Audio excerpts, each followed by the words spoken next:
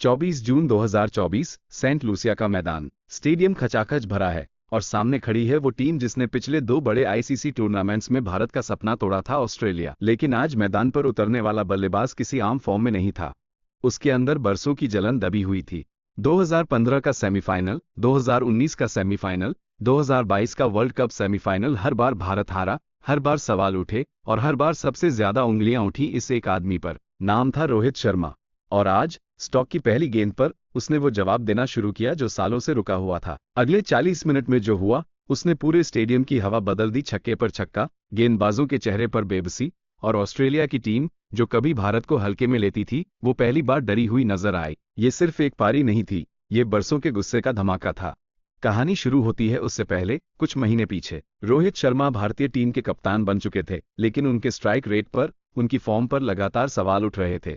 Cricket तेजी से बदल रहा था, नए नए खिलाड़ी आक्रामक अंदाज में बल्लेबाजी कर रहे थे और लोग कहने लगे थे कि रोहित का दौर अब खत्म हो रहा है। सोशल मीडिया पर मीम्स बनते, चैनलों पर बहस होती, क्या रोहित शर्मा वर्ल्ड कप 2024 के लायक हैं? किसी को याद नहीं रहा कि यही आदमी अकेले दम पर टीम इंडिया को कई बार जिता चुका है। रोहित ने कुछ नहीं कहा, उन्होंने बस अपने बल्ले को जवाब देने के लिए बचा कर रखा। टूर्नामेंट शुरू हुआ और भारत की शुरुआत ठीक ठाक रही, लेकिन रोहित की बल्लेबाजी में वो पुरानी धार नजर नहीं आ रही थी।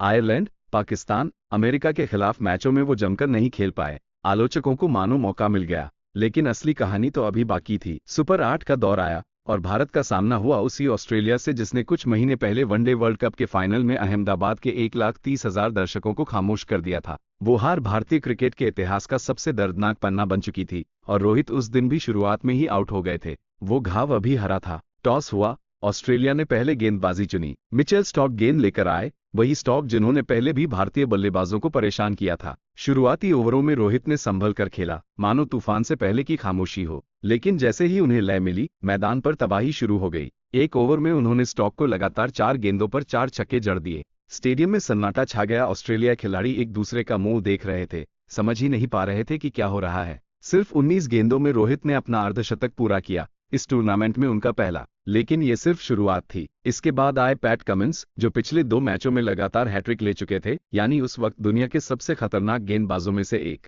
रोहित ने उनका स्वागत किया, कमिंस की पहली ही गेंद को स्टेडियम की छत के पार भेजकर, मानो कह रहे हो आज कोई नहीं बचेगा। भारत 9वें ओवर में ही 100 रन के पार पहुंच गया, जो टूर्नामेंट में सबसे तेज था। रोहित की आंखों में वो चमक थी जो सालों की खामोशी के बाद फूटती है। 48 गेंदों में जब स्टॉक ने आखिरकार उन्हें आउट किया, तब तक रोहित 91 रन बना चुके थे। 41 गेंदों पर 8 छक्कों और 7 चौकों के साथ वर्ल्ड कप के इतिहास की सबसे यादगार पारियों में से एक। पूरा स्टेडियम खड़ा होकर तालियां बजा रहा था और कमेंट्री बॉक्स में शब्द कम पड़ रहे थे। भारत ने 205 रन का विशाल स्कोर खड़ा किया, जो उस टूर्नामेंट में भारत का सबसे बड़ा स्कोर था।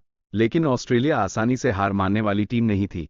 ट्रेविस हेड, जिन्होंने वनडे वर्ल्ड कप फाइनल में भारत का दिल तोड़ा था, उन्होंने फिर मोर्चा संभाला और तेजी से रन बटोरने लगे। एक वक्त लगा कि शायद ऑस्ट्रेलिया फिर से मैच भारत से छीन ले जाएगी, लेकिन इस बार भारतीय टीम में एक अलग ही जज्बा था। एक्स पटेल ने डीप स्क्वायर लेग पर एक हाथ से अविश्वसनीय कैच लपककर मिचेल मार्श को पवेलियन भेजा। वो कैच आज भी वर्ल्ड कप के इतिहास के सबसे बेहतरीन कैचों में गिना जाता है। इसके बाद हेड और मैदान पर मौजूद हर ऑस्ट्रेलियाई बल्लेबाज पर दबाव बढ़ता गया। आखिरकार जसप्रीत बुमराह ने हेड को 76 रन पर आउट किया और उसी पल ऑस्ट्रेलिया की उम्मीदें दम तोड़ गईं।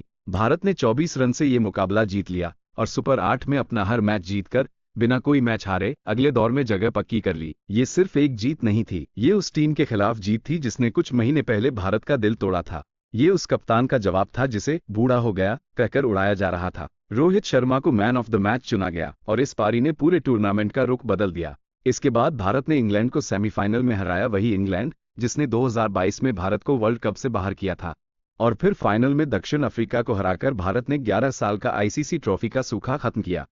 लेकिन जो लोग उस पूरे सफर को करीब से देखते हैं, वो जानते हैं कि असली मोड़ सेंट लूसिया के उस मैदान पर आया था, जब रोहित शर्मा ने सालों की खामोशी को 41 गेंदों में तोड़ दिया। वो पारी सिर्फ रनों की गिनती नहीं थी, वो एक कप्तान का जवाब था, एक चैंपियन का पुनर्जन्म था और एक ऐसी शुरुआत थी जिसने आखिरकार भारत को उसकी सबसे बड़ी ट्रॉफी तक पहुंचा दिया। कभी कभी सबसे बड़ी जीत का बीज उसी दिन बोया जाता है जिस दिन दुनिया आप पर सबसे ज्यादा शक करती है।